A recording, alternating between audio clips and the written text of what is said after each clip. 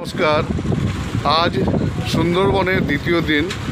আমরা এখন পঞ্চমুখানি নদী পেরোচ্ছি। দেখুন আমাদের বোট কিন্তু দোল খাচ্ছে। দোল খেতে খেতে আমাদের সব যাত্রীরা খেতে বসেছে। দেখতে পাচ্ছেন আমাদের যাত্রী খেতে বসেছে। তার মধ্যে দেখুন দূরে দেখুন যাত্রী খেতে বসেছে। তার মধ্যে আমাদের এক মাস্টারমশাই এসেছেন কুলটি থেকে।